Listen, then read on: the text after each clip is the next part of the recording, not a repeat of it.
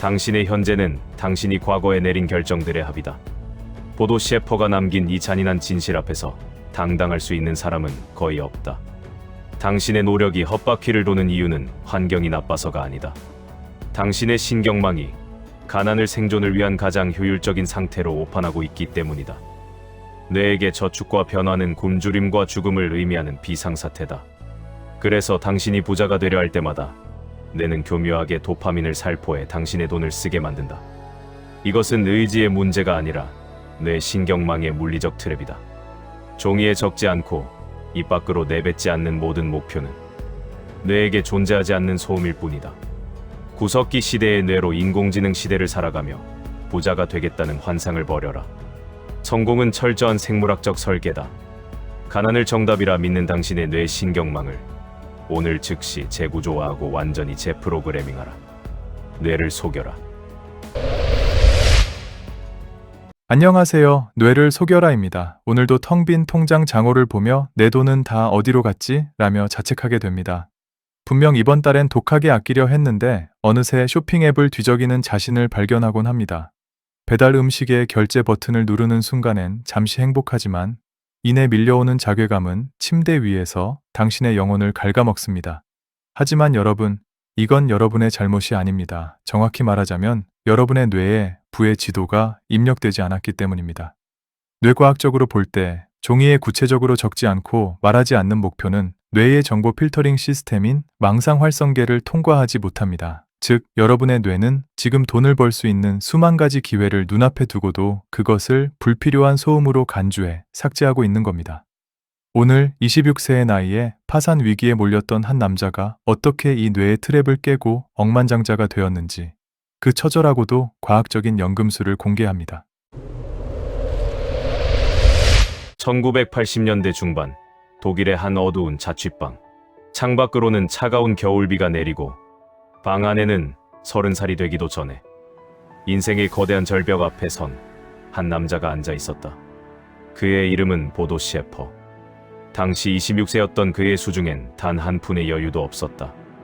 아니, 오히려 80만 마르크, 지금의 가치로 수억 원이 넘는 빚더미가 그의 숨통을 1분 1초마다 조이고 있었다.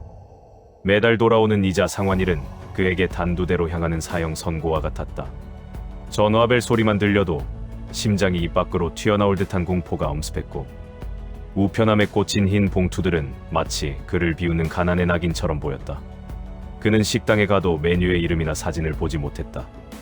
오직 가격표의 가장 오른쪽, 그 잔인하게 찍힌 숫자의 크기부터 확인해야 했다.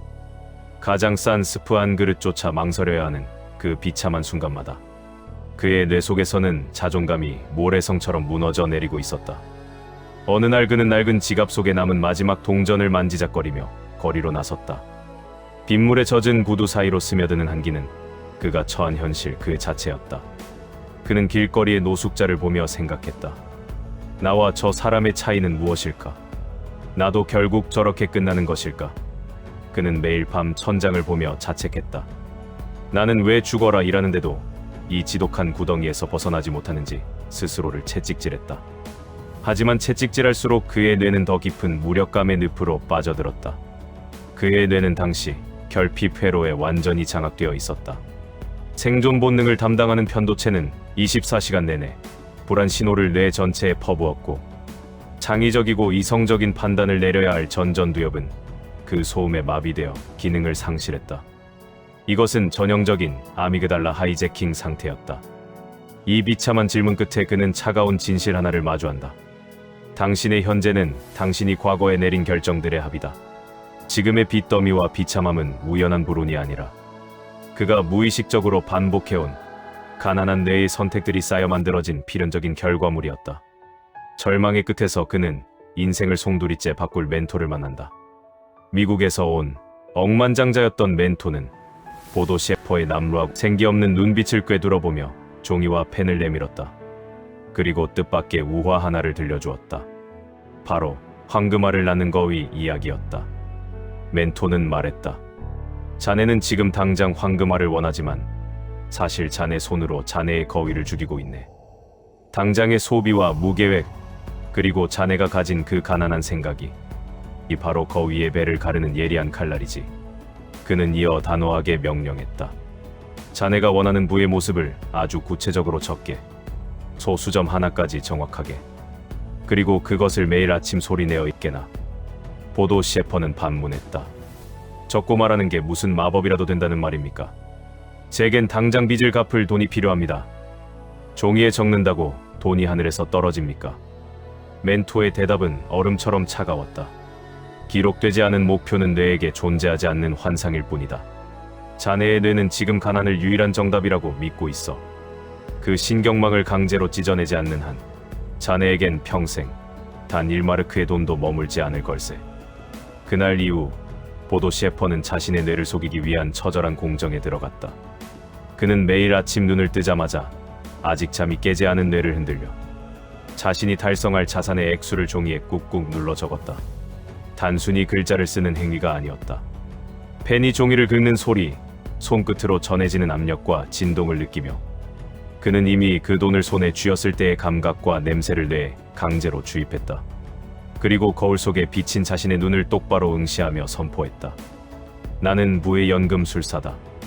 나의 자산은 매일 기하급수적으로 증식하고 있다.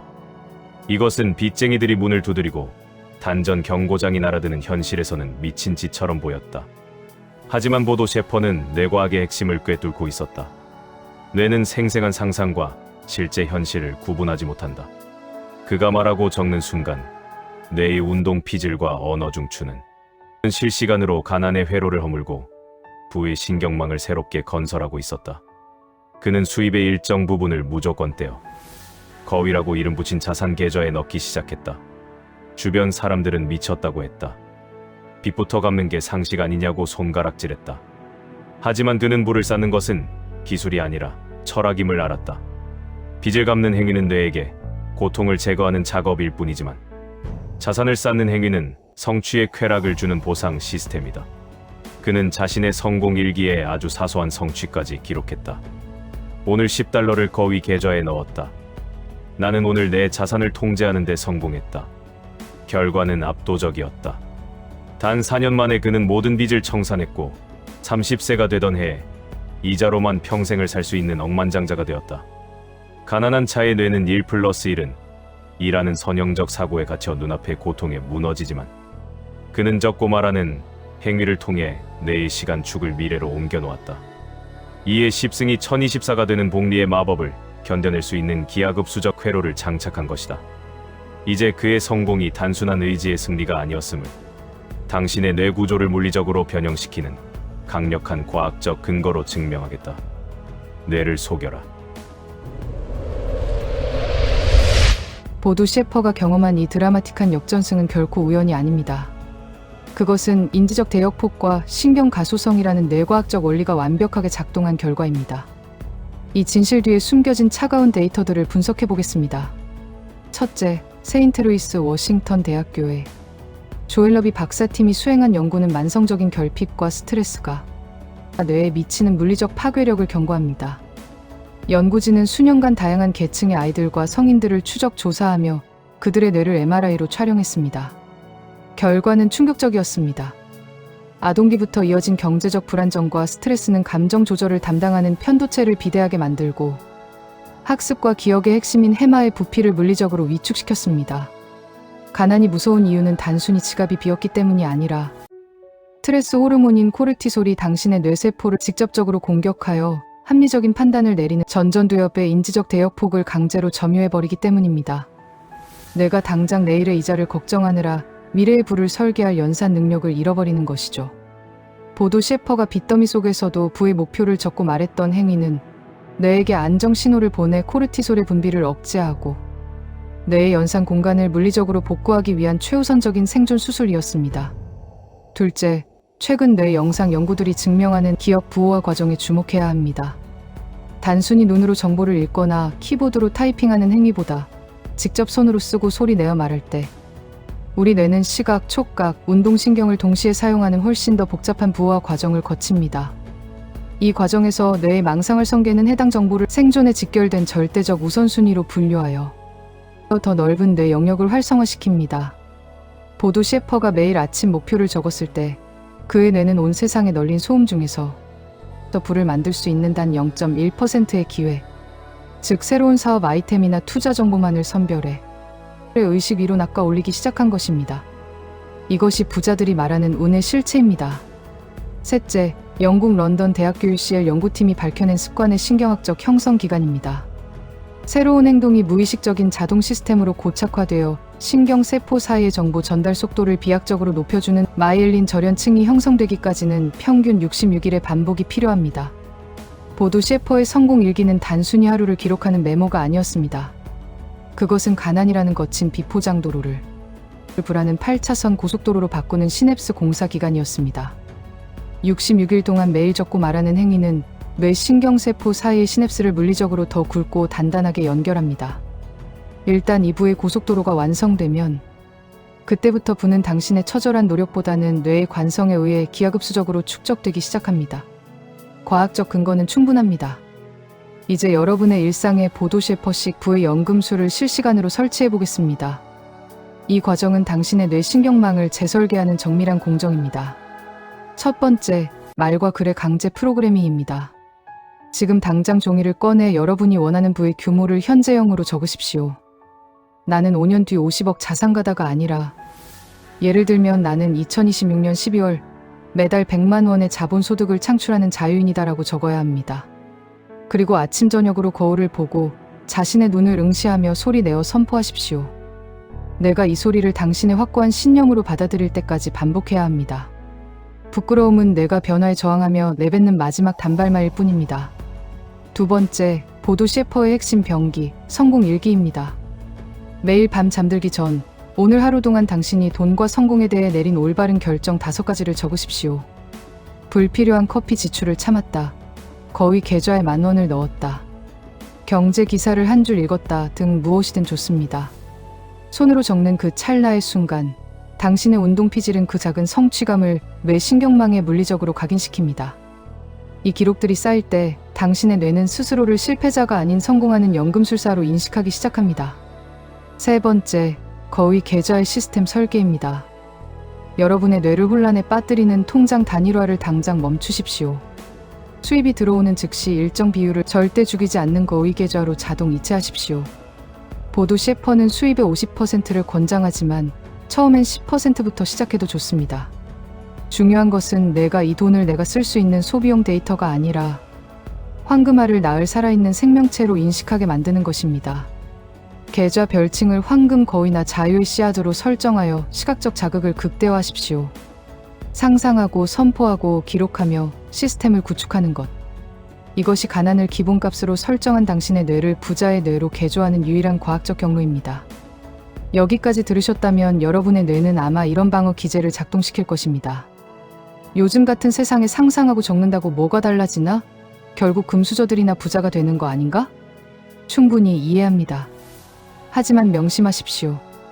여러분의 뇌가 지금 그런 핑계를 찾아내는 이유는 당신이 나약해서가 아닙니다. 변화에 수반되는 거대한 에너지 소모를 막기 위해 당신의 뇌가 현상 유지라는 가장 안전한 생존 전략을 선택하도록 당신을 속이고 있는 것입니다. 뇌는 새로운 시도를 할 때 따르는 고통을 회피하기 위해 외부 환경이나 사회 시스템을 탓하는 정교한 논리를 만들어내는 데 천재적입니다.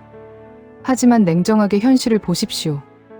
여러분이 통제할 수 없는 세상 탓을 하는 동안 여러분의 인지 대역폭은 낭비되고 뇌세포는 위축됩니다. 보도 셰퍼 역시 파산 직전의 상태에서 종이에 글을 적기 시작했습니다. 생각하고 말하고 적는 행위는 돈을 불러오는 마법 주문이 아니라 돈을 벌 수 있는 뇌의 물리적 상태를 만드는 정교한 생물학적 수술입니다. 수술 없이 병이 낫기를 바라는 것은 요행일 뿐입니다. 핑계는 당신의 뇌가 에너지 보존을 위해 설계한 가장 안락한 함정입니다. 그 함정에서 빠져나올 수 있는 유일한 도구는 오직 당신의 결단뿐입니다. 오늘 우리는 보도 셰퍼의 부의 연금술을 통해 가난을 선택하는 뇌의 본능을 어떻게 해킹할 수 있는지 알아봤습니다. 다시 한번 강조합니다. 부는 단순히 통장의 숫자가 아닙니다. 그것은 당신의 뇌가 본능의 지배를 벗어나 얼마나 이성적이고 장기적인 설계를 할 수 있느냐에 대한 생물학적 성적표입니다.